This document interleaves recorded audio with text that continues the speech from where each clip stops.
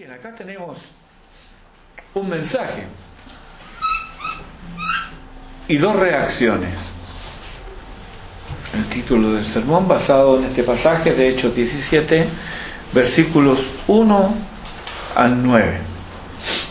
Aquí Pablo continúa su segundo viaje misionero y es admirable porque recuerden que en el primer viaje fueron ellos expulsados de Antioquía, de Pisidia, huyeron antes de ser apedreados en Iconio, porque de Antioquía se fueron a Iconio, de Antioquía lo expulsaron, llegaron a Iconio y alcanzaron a huir antes de que los apedrearan.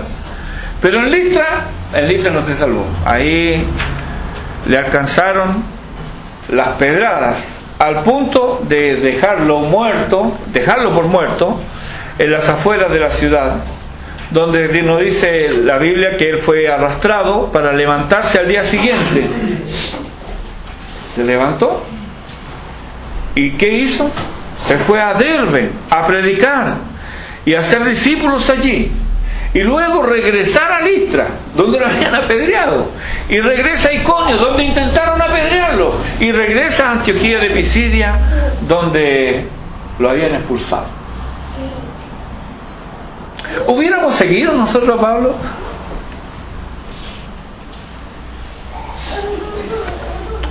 Ahora, al comenzar el segundo viaje, comienza con una disputa con su amigo y compañero entrañable, ¿se acuerdan? Con Bernabé. Estaba comenzando, antes de comenzar ya hay desaveniencia. Ellos discuten y se separan. Pablo toma otro compañero, pero no otro rumbo. Regresa ¿a dónde? A los lugares donde antes fue perseguido, expulsado y apedreado.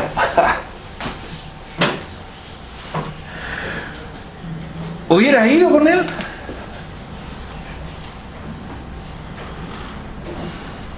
¿Verdad que no?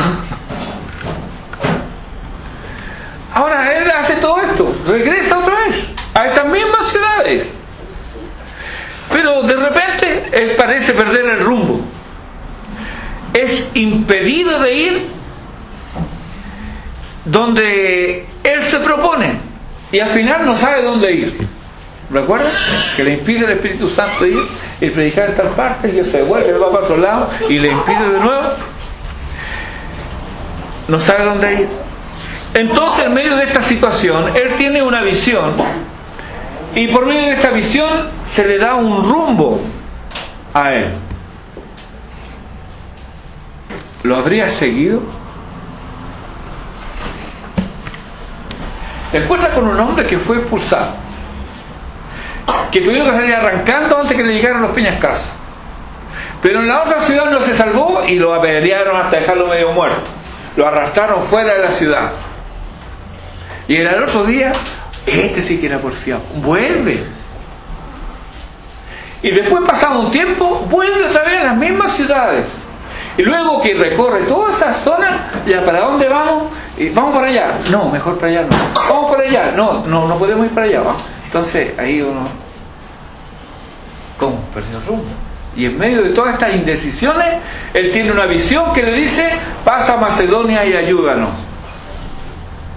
Le da un nuevo rumbo. Ciertamente, difícilmente lo hubiéramos seguido, porque habríamos dicho: este no sabe a dónde va, y donde va son puros problemas, no lo sigo. Pues bien, tiene esta visión. Dice: dimos por cierto que Dios nos llamaba. Convencido era.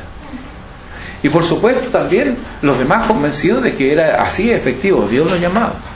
Pero resulta que llegan a la primera ciudad del continente europeo, que es a Filipos. Allí es donde él se detiene, y allí él es humillado, es insultado, le rasgan las vestiduras. Por supuesto que lo toman detenido, le rasgan las vestiduras, son azotados con varas, lo echan en la cárcel, lo meten en el calabozo más seguro y más encima le ponen los pies en el cepo. ¿Qué habría hecho en esa condición? Piensa todo lo que pasó, y él ahora está metido ahí.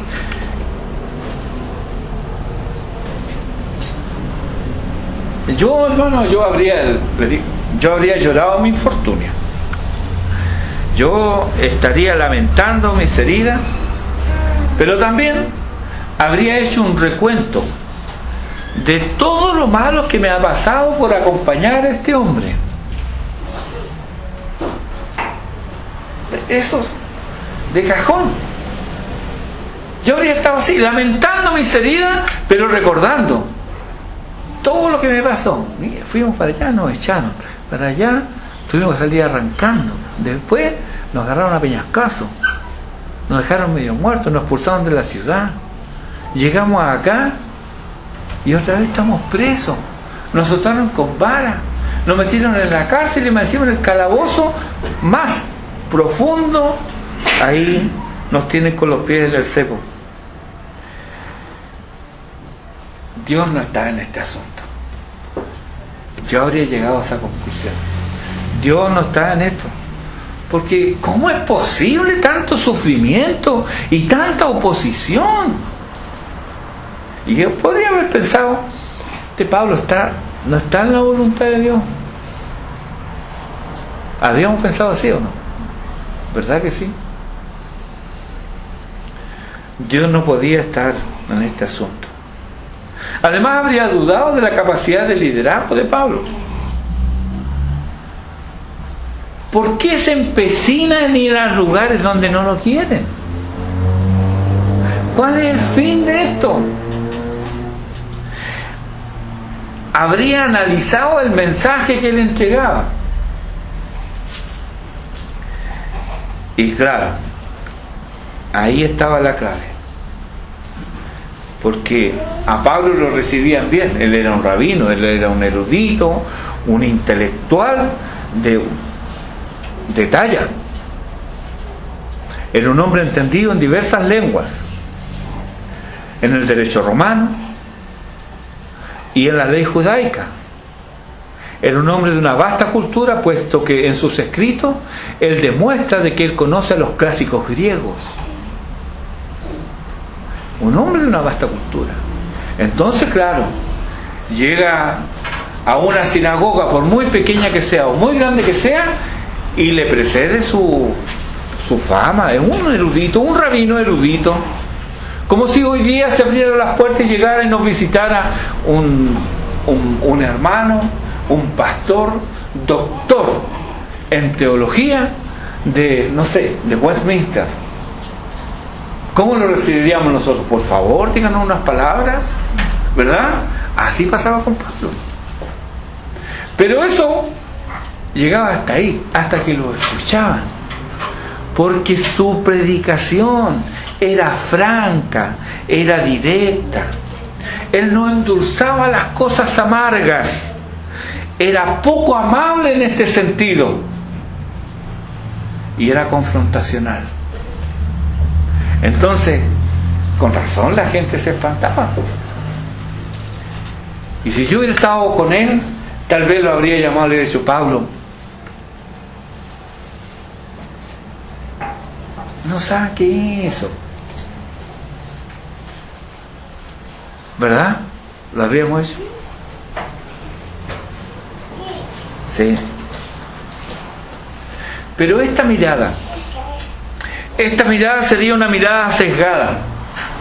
Estaría sesgada por mi deseo de vivir tranquilo y en paz, como si eso fuera un derecho nuestro. Estaría sesgada con la comodidad, con que nada altere mi ideal de vivir plácidamente. ¿Queremos eso o no? Sí, buscamos eso. Y ante eso muchos sucumben, son tentados por vivir plácidamente, por no tener problemas y no confrontan. Y así viven. Pablo no era así. Sería también una mirada sesgada porque no consideraría a quienes, producto de la predicación, se regocijaban y glorificaban la palabra del Señor, como nos dice Hechos 13.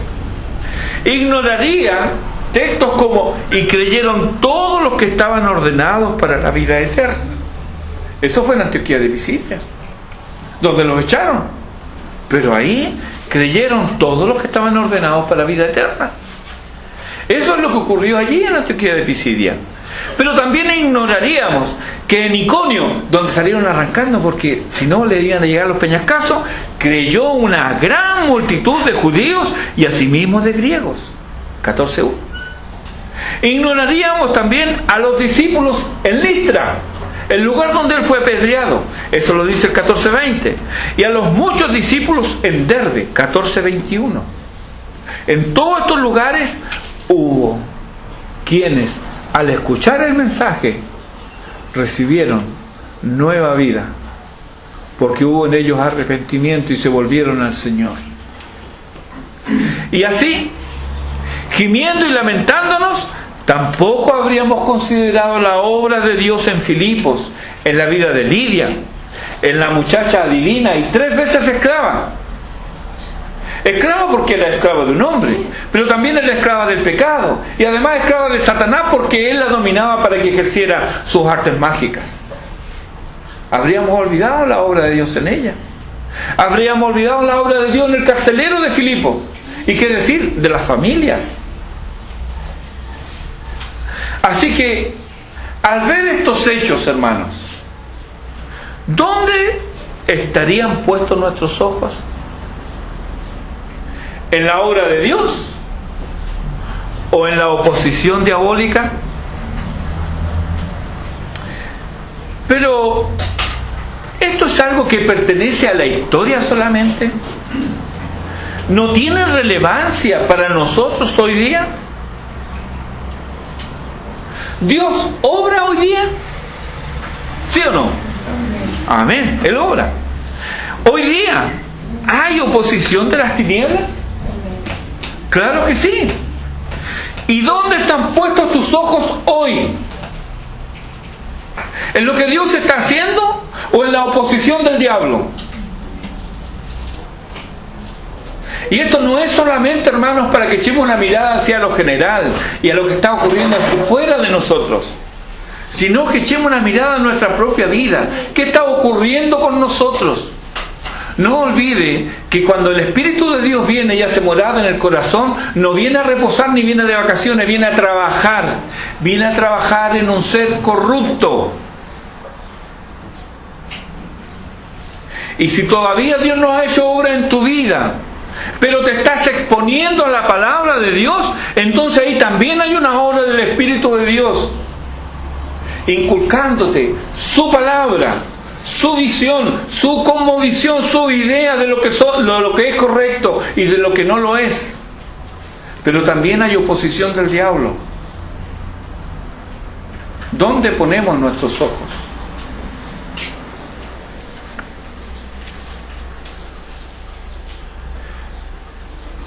¿Los ponemos en la obra de Dios o en la oposición satánica? Cada uno debe enfrentar esta realidad, porque esta es una realidad que está ocurriendo hoy. Cada uno debe enfrentar esta realidad y responder ante Dios esta interrogante.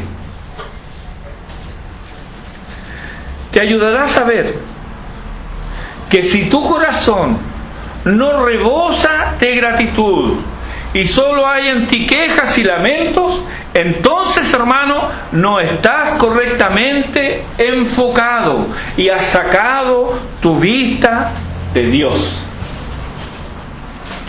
¿Sí? Pero vamos a nuestro texto. Vamos a nuestro texto. Pablo y Silas dejan atrás Filipos y viajan al oeste. Pasan 2 ciudades, Anfípolis y luego a Polonia. Seguramente en estos lugares no había sinagoga, entonces no habían judíos, por lo tanto ellos siguen y van a Tesalónica, que era una ciudad más importante, era un puerto principal, era como un nudo de comunicaciones, tanto terrestre como marítimo. Entonces ahí había mucho movimiento y ciertamente ahí había muchos judíos, por lo tanto también había una sinagoga. Tesalónica estaba más o menos a 150 kilómetros desde Filipos, al este de Filipos. Ahora, más o menos eran 3 días de viaje. Y según su costumbre y el deseo de su corazón, va, como lo dicen los romanos, al judío primeramente. Y también al griego, dicen a los romanos. Pero al judío primeramente. Así que él acude primero a la sinagoga local. Hemos de destacar aquí, tal como lo hace Calvino, dice, al invencible valor mental e infatigable persistencia para llevar la cruz. Cuando uno se pone a ver estos viajes y lo que él sufrió, y cómo en vez de lamentarse y en abandonar la empresa, sigue adelante, hermano, uno realmente se admira. Pero ¿qué era lo que le hacía avanzar en esa dirección? Bien sabemos que Dios, cuando llamó a Pablo, dijo de él: yo le mostraré cuánto le es necesario padecer por mi nombre. ¿Recuerda? Hechos 9:16. Le dice a Ananías, y Ananías estaba con duda, dice: Señor, mira, este hombre ha hecho barbaridades con nosotros. Pero no, ve, le dice, porque instrumento escogido me es este, y yo le mostraré a él, a Pablo, cuánto le es necesario padecer por mi nombre. Pero estar informado y sopesar el peligro que le viene producto del quehacer no hace necesariamente que quieras cumplir el cometido. Si tú sabes que algo es muy peligroso y que te va a acarrear problemas, es muy probable que tú digas que, no, yo no nací para esto, ¿verdad? No, yo no estoy dispuesto a tanto. ¿Sí? Así somos, así reaccionamos. Si uno dice, mira, hay que hacer esto, pero es peligroso. No, entonces no, que lo haga otro. Bueno, Pablo fue informado. Él sabía que su vida, su dedicación a Cristo le iba a acarrear problemas. Pero además, el Señor nos dice, por medio de Pablo le escribe a Timoteo, su hijo amado, ¿no? Y le dice a Timoteo que debe saber esto, que todos los que quieran vivir piadosamente padecerán persecución. Y note que ahí la palabra es todos. Todos los que quieran vivir piadosamente. Tiene un costo vivir piadosamente. Entonces, ¿qué era lo que lo hacía a él? Cumplir su cometido, aún sabiendo de que le esperan sufrimiento por delante. Pablo nos da al menos 2 razones para perseverar. Y es bueno que la consideremos. Mire, la primera está en 2 de Corintios capítulo 5, versículos 14 y 15. Dice ahí: porque el amor de Cristo nos constriñe, pensando esto, que si uno murió por todos, luego todos murieron, y por todos murió, para que los que viven ya no vivan para sí, sino para aquel que murió y resucitó por ellos. El amor de Cristo nos constriñe, nos impulsa. El amor de Cristo. Es el amor de Cristo lo que mueve a Pablo. No es su amor por Cristo, pues este amor puede variar. El amor nuestro no es constante, sino que es así. Pero el amor de Cristo es distinto. El amor de Cristo es inalterable y es constante. Él fue a la cruz en obediencia, pero por amor al hombre caído y perdido. Mirad, cuál amor nos ha dado el Padre, dice Juan. Mirad, cuál amor nos ha dado el Padre, Y este tiene nombre. ¿Cuál amor? Ese es Jesucristo. Eso es lo que nos dio el Padre. Y en su Evangelio, Juan, en uno de los textos más queridos que luego se plasmó en el Calvario, dice: porque de tal manera amó Dios al mundo. ¿Lo ves? El amor de Cristo es la energía que subyace al Evangelio, y obviando el peligro, la incomodidad, el sufrimiento y las humillaciones, va tras aquellos que Cristo manda: ir por todo el mundo y predicar el Evangelio a toda criatura. Pero hay algo más. Este es el amor de Cristo, este es lo que lo impulsa al apóstol. Pero hay algo más. En Romanos 10:1 vemos algo que motiva también a Pablo a perseverar. Allí dice, mire, escuche, hermanos, ciertamente el anhelo de mi corazón y mi oración a Dios por Israel es para salvación. Y otra vez, en Romanos 9:3, porque deseara, dice Pablo, yo mismo ser anatema, separado de Cristo, por amor a mis hermanos, los que son mis parientes según la carne, que son los israelitas. Él amaba a su pueblo, a los suyos, a su gente. Y a pesar de la ira y odiosidad que despertaba en ellos, abrigaba el deseo de que ellos también conocieran a Cristo. A los corintios les dice lo que resume esta actitud. Ahí en 2 Corintios capítulo 12 versículo 15 dice: y yo, está hablando Pablo, con el mayor placer gastaré lo mío, y aún yo mismo me gastaré del todo por amor de vuestras almas, aunque, y mire esto, aunque amándoos más, sea amado menos. Entonces, como efectos motivadores en Pablo para perseverar, encontramos el amor de Dios y el amor del prójimo. Estos son, amor al prójimo, estos son los grandes impulsores para obedecer a Dios y estar, como le dice Pablo a los filipenses, estar firmes, combatiendo unánimes por la fe del Evangelio y en nada intimidados por los que se oponen. Porque ciertamente habrá oposición. Un evangelio sin oposición es de dudar que sea evangelio, hermanos. Es de dudarlo. Hechos, capítulo 17, que es donde estamos.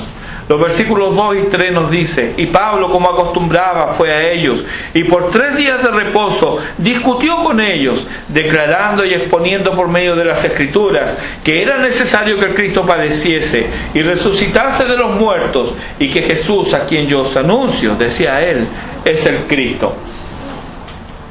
Pablo comienza con una razonada interpretación de los pasajes mesiánicos del Antiguo Testamento. Él no comienza con su testimonio personal. Él comienza con las Escrituras. Con las Escrituras. Él discute, da razones, dialoga a partir de las Escrituras.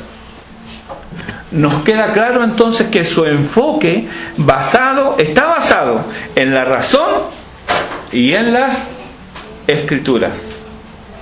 Este es el mismo enfoque de Jesús, ya que frecuentemente Él hablaba a los discípulos que, por ejemplo, en Lucas 9:22, es necesario que el Hijo del Hombre padezca muchas cosas y sea desechado por los ancianos, por los principales sacerdotes y por los escribas, y que sea muerto y resucite al tercer día.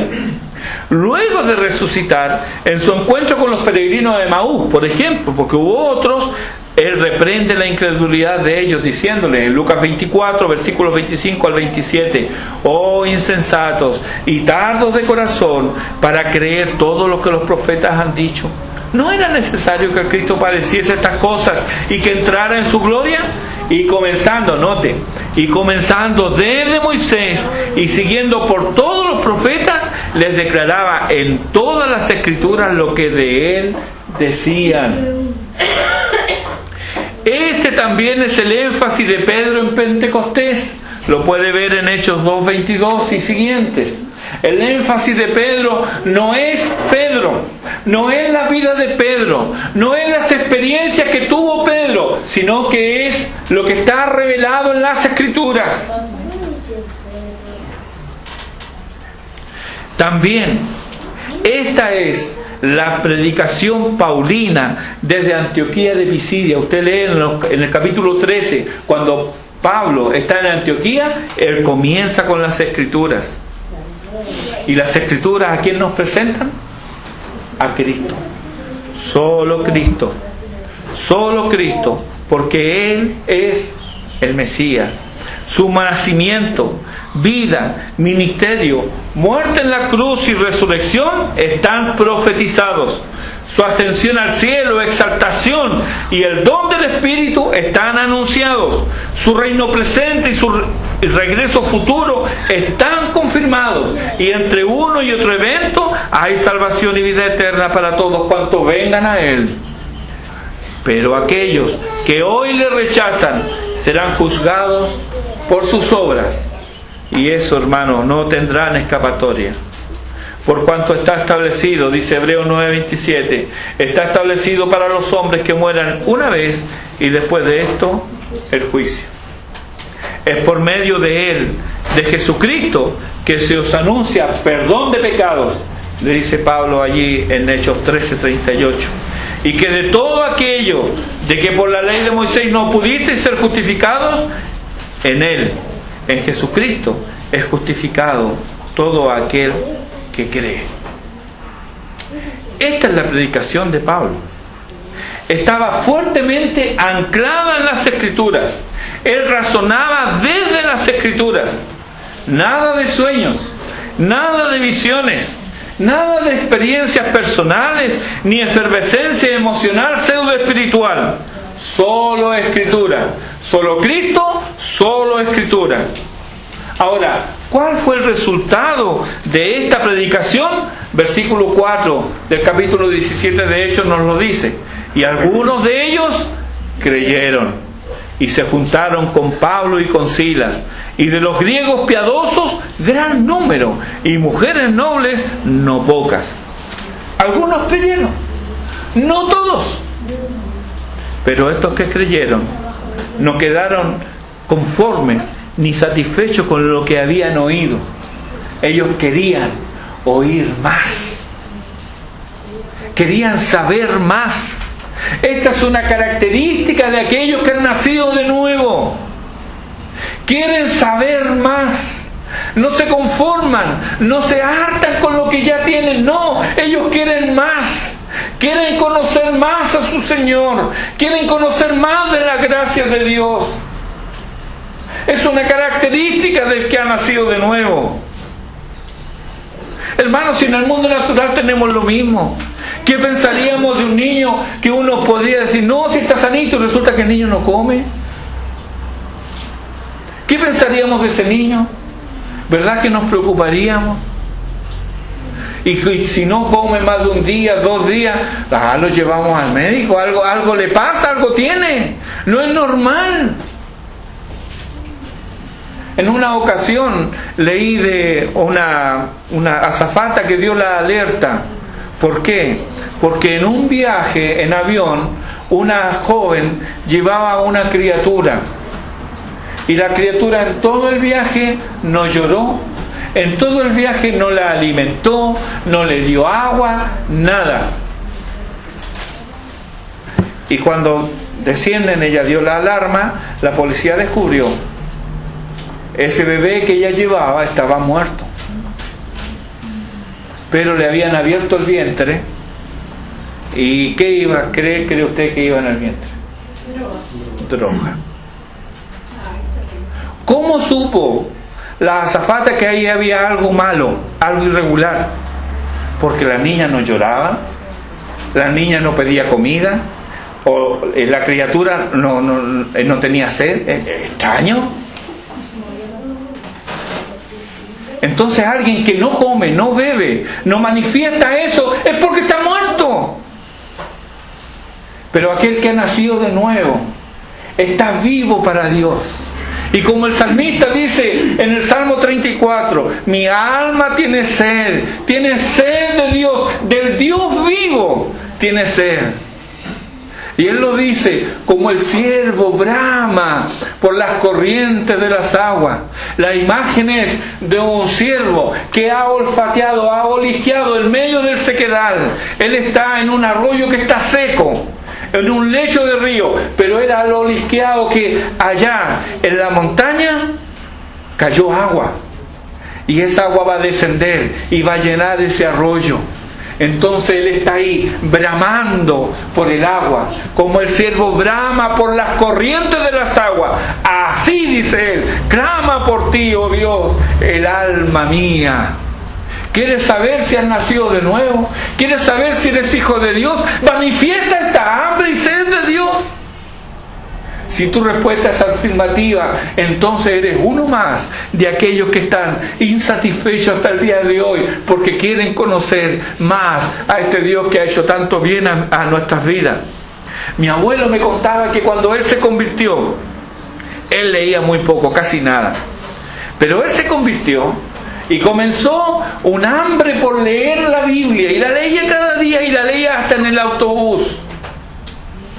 Y contaba que en muchas ocasiones él se pasó de largo. ¿Y por qué pasó de largo? Porque iba leyendo, iba absorto en la lectura. Mi bisabuela no sabía leer, pero Dios obró en su vida y ella quiso saber más de su Salvador. Entonces se propuso leer en la Biblia. Nadie supo cómo, pero esta abuela viuda aprendió a leer en la Biblia. Y era su deleite leer acerca de Jesús. Lo que más leía ella eran los evangelios. Pero leía. Mi otra abuela, mi abuela paterna, ella perdió la visión por el glaucoma. Era creyente. Y cuando yo iba a verla, ella quería dos cosas. Quería que yo cantara con ella y quería que yo le leyera la Biblia. En realidad me decía, hijo, léame algo. Yo sabía que ese léame algo era leerle la Biblia. Entonces tomaba la Biblia y le leía, y mientras leía la observé muchas veces a ella y parecía que ella como que acariciaba cada palabra. Se gozaba. Estaba ciega, pero su gozo era evidente. Estos judíos de Tesalónica, judíos convertidos, querían oír más. Entonces, ¿qué hicieron? Se juntaron con Pablo y con Silas. Como ya esto escapaba a lo que eran los servicios ordinarios y regulares de la sinagoga, entonces se hizo necesario otro lugar. Y uno de ellos ofrece su casa. ¿Te parece esto? ¿Te suena familiar? Ya pasó, ¿verdad? En Filipo había pasado, con una mujer que ofreció su casa para que allí se predicara el Evangelio. Así también pasó aquí con Jasón. Así pasaron los días. Y los recursos que llevaban estos Pablo y Silas terminaron. Se acabó. Pero Dios movió a los hermanos de Filipos para suplir lo que les faltaba. Mire, era una congregación nueva. Sin embargo, leemos en Filipenses 4:16, pues a una Tesalónica, dice Pablo, me enviasteis una y otra vez para mis necesidades. En la sinagoga no habían solo judíos. También se unieron al grupo griegos piadosos, dice el texto, gran número, y mujeres nobles no pocas. Estos no eran judíos, pero eran temerosos de Dios. Eran hombres y mujeres que encontraron en el judaísmo una revelación superior al paganismo. Dios abrió sus corazones y ellos estuvieron atentos al mensaje que predicaba Pablo y quisieron oír más. Pero también hubieron quienes no quisieron oír. Hubo también otra reacción a la predicación. Hubo oposición. Pero no nos dice el texto que no razonaron, ¿acaso? ¿Sí? razonar. Desde las Escrituras, razonaron. Ahora, el razonamiento de Pablo, ¿era erróneo? No. No es que Pablo, no, es que tú estás equivocado, no. Tenía razón en todo lo que le exponía, porque le mostraban las Escrituras. No había un razonamiento erróneo. ¿Lo llevaba acaso a la impureza? Los judíos eran muy cuidadosos de esto, porque ellos se consideraban que eran limpios y consumían nada más que los animales limpios. Entonces había muchas cosas que los convertían impuros, y si había una enseñanza media extraña que los llevaba, como decía Deuteronomio, ¿verdad?, que los llevaba a honrar a otros dioses que ellos no conocían ni sus padres, entonces se cuidaban mucho de eso. Ahora, en la exposición de Pablo, ¿había algo de impureza en este sentido? No, ninguna, en absoluto. ¿Los llevaba acaso al engaño? Tampoco. La predicación de Pablo, nos dice el texto a los tesalonicenses, fue aprobada por Dios. Sin embargo, aún así, se levantó una férrea oposición que Pablo cuenta en Primera de Tesalonicenses en el capítulo 2. Dice allí: porque vosotros mismos sabéis, hermanos, le habla a los tesalonicenses, que nuestra visita a vosotros no resultó vana, pues habiendo antes padecido y sido ultrajados en Filipos, como sabéis, tuvimos de nuevo nuestro Dios para anunciaros el Evangelio en medio de gran oposición. Ahora Pablo está contando lo que pasó aquí. Porque esto que leemos aquí en Hechos 17 lo escribió Lucas, no lo escribió Pablo. Pero la epístola a los tesalonicenses la escribe Pablo. Y él dice: cuando fuimos a ustedes, hermanos, experimentamos gran oposición. Ahora, ¿por qué entonces hubo oposición? Por algo tan añejo y nauseabundo como la envidia. Estos griegos prosélitos, los griegos prosélitos, eran el orgullo de la sinagoga local. No eran judíos, eran de la comunidad de Tesalónica y habían llegado a la congregación, a la sinagoga. Eran parte de la sinagoga, eran de los temerosos de Dios. Entonces los judíos de la sinagoga se sentían orgullosos de que estamos haciendo las cosas bien. Miren, todos estos son vecinos nuestros y han llegado y están con nosotros. Pero resulta que ahora habían llegado estos predicadores extranjeros y se iban con ellos. Entonces, no, eso no lo podían sufrir. Envidia. A la incredulidad de los que no creyeron se unieron los celos, nos dice el versículo 5 del capítulo 17. Entonces los judíos que no creían, teniendo celos, y Primera Tesalonicenses capítulo 2 versículo 14, Pablo dice: porque vosotros, hermanos, vinisteis a ser imitadores de la iglesia de Dios en Cristo Jesús que están en Judea, pues habéis padecido de manos de los de vuestra propia nación las mismas cosas que ellos padecieron de manos de los judíos. ¿Recuerdan la iglesia en Judea? La iglesia en Judea fue perseguida por sus propios connacionales. Lo mismo les pasó a los que se convirtieron en Tesalónica. Y Pablo le dice: ustedes son hermanos de aquellos de Judea, padecieron exactamente lo mismo que ustedes. La incredulidad fue acompañada de celos, de envidia, y a esto le siguió la violencia y la maldad.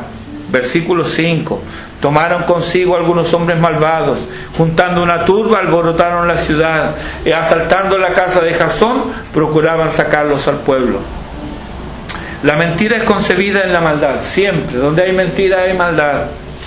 Y ahora intentan por medios legales acallar a los enviados del Señor. La acusación en el versículo 7 del capítulo 17 dice: estos contravienen los decretos de César, diciendo que hay otro rey, Jesús. La realidad no era esto lo que les molestaba. Lo que les molestaba era que, habiendo tanto prosélito griego en la sinagoga, ellos se iban con estos recién llegados y no permanecían con ellos. Entonces inventaron una acusación política. Ellos están hablando de otro rey. Así, con estas cosas, con estas triquiñuelas, ellos consiguieron algunas cosas. Los versículos 8 y 9 dice: y alborotaron al pueblo y a las autoridades de la ciudad oyendo estas cosas, pero obtenida fianza de Jasón y de los demás, los soltaron. No encontraron a Pablo y Silas porque les avisaron, no lo encontraron, pero intentaron hacer daño, ¿cierto? La ira se descargó contra otros hermanos, los que residían finalmente allí mismo en Tesalónica. Y además, la fianza que nos habla aquí fue el compromiso asumido por Jasón y por los hermanos de que Pablo no volvería allá. Así lo expresa Pablo en el capítulo 2 de 1 Tesalonicenses, versículos 17 y 18. Mire cómo habla Pablo: pero nosotros, hermanos, separados de vosotros por un poco de tiempo, de vista, pero no de corazón, tanto más procuramos con mucho deseo ver vuestro rostro, por lo cual quisimos ir a vosotros. Yo, Pablo, ciertamente una y otra vez, pero Satanás nos estorbó. Hubo un estorbo. Tal como el sol derrite la cera y endurece la greda, así también el mensaje del Evangelio tendrá cabida en algunos corazones, pero otros lo rechazarán. Razones para el rechazo hay muchas: la tradición, el orgullo, la soberbia, la envidia, los celos.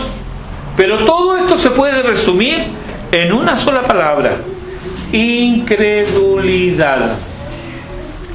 Este es el pecado que engendra todos los pecados y es el peor de ellos. ¿Por qué?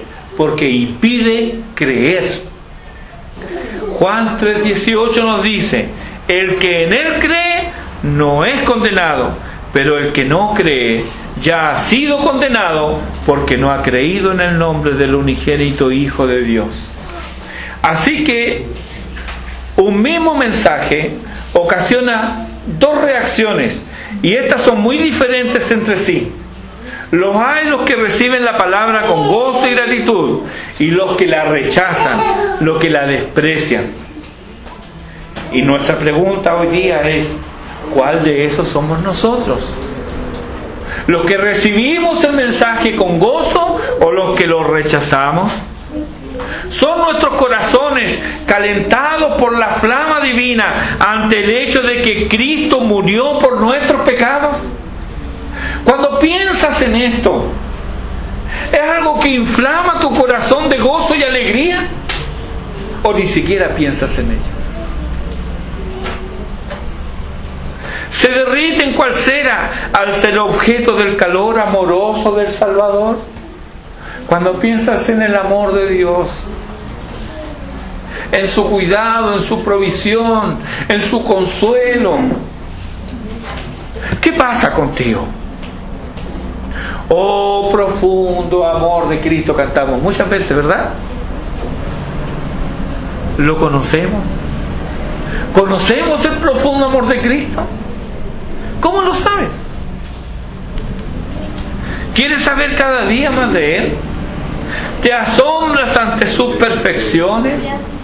¿Acudes a su revelación con temor y reverencia? ¿Cuál es su revelación? La palabra de Dios. ¿Le amas realmente?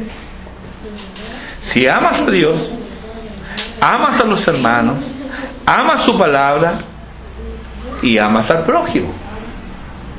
Todo eso va junto. Si amas a Dios, deseas hacer su voluntad y no la tuya. Si amas a los hermanos, pasas por alto sus pequeñeces y llevas tus quejas a tu Señor. Los soportas con paciencia porque sabes que son amados por el Padre Celestial. A veces pensamos que nosotros nada más soportamos, pero también nos soportan a nosotros. Por eso el Señor dice en su palabra, por medio del apóstol Pablo, dice: soportamos los unos a los otros. ¿Necesita decirnos que hay algunos de nosotros que somos insoportables? Si tuviere queja, dice, si tuviere queja, tienes quejas contra tu hermano. ¿Y cómo sabes que tu hermano no tiene quejas contra ti? Dice, perdonándoos unos a otros. Y nos dice cómo. Así como Cristo os perdonó. ¿Cómo nos perdonó el Señor? ¿Cómo? Han pasado los años, ha pasado el tiempo y siempre tengo necesidad del perdón de Dios. Y Él jamás ha vuelto a sacar aquello que yo le he confesado y Él me ha perdonado. Nunca. Porque eso hace el perdón. Deja atrás la ofensa.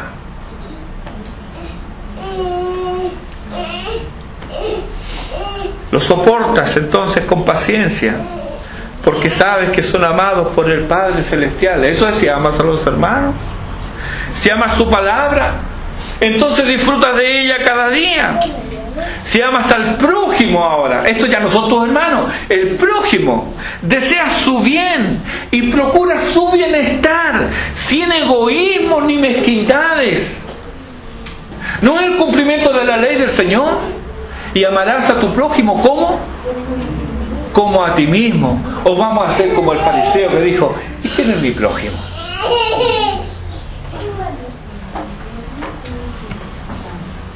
¿Es esa nuestra vida? ¿O es que han pasado los años y nos hemos endurecido? Esta pequeña congregación de Tesalónica fue una iglesia en conflicto desde el principio. Desde el principio. Ellos recibieron la palabra en medio de gran tribulación, dice Pablo, y con gozo del Espíritu Santo. Ellos fueron imitadores de los apóstoles y del Señor. Ellos se convirtieron de los ídolos a Dios y sirvieron al Dios vivo y verdadero. ¿Y cuál fue el resultado?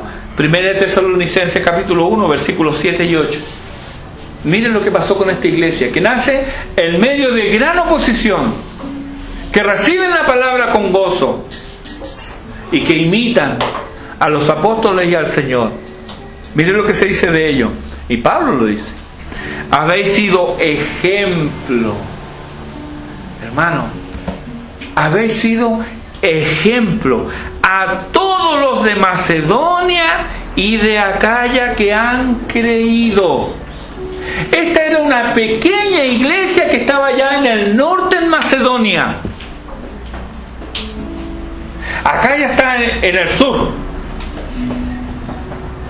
Sin embargo, esta pequeña congregación era un ejemplo, no solamente para los de Macedonia, para Filipos, Berea, para Anfípolis, para todas esas ciudades que estaban ahí alrededor, sino que también su fama había llegado allá hasta el sur, a Acaya. ¿Sabe quiénes estaban allá? En Acaya, los corintios. Ellos habían escuchado, no, esos hermanos de Tesalónica, esos sí que son creyentes. De tal manera, dice Pablo, que habéis sido, sois ejemplo a todos los de Macedonia y de Acaya que han creído.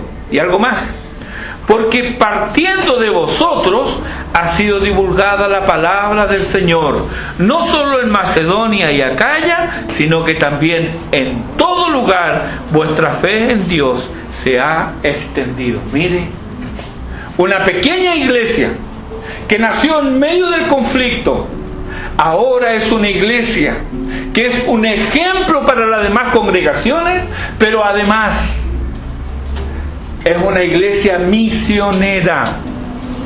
Es una iglesia que envía. Es una iglesia donde la fe que ellos han recibido también la quieren que otros la reciban.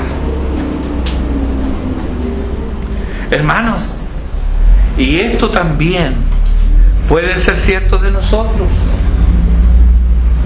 ¿Sí? Porque nosotros hemos perseverado en medio del conflicto y de la oposición, ¿o no? ¿Sí? Entonces, imitemos con la ayuda de Dios a los apóstoles. Entreguémosle nuestras vidas cada día al Señor para que sigamos sus pisadas, para que Él sea exaltado en nuestras vidas para la gloria de su nombre. Amén. Amén. Oremos entonces.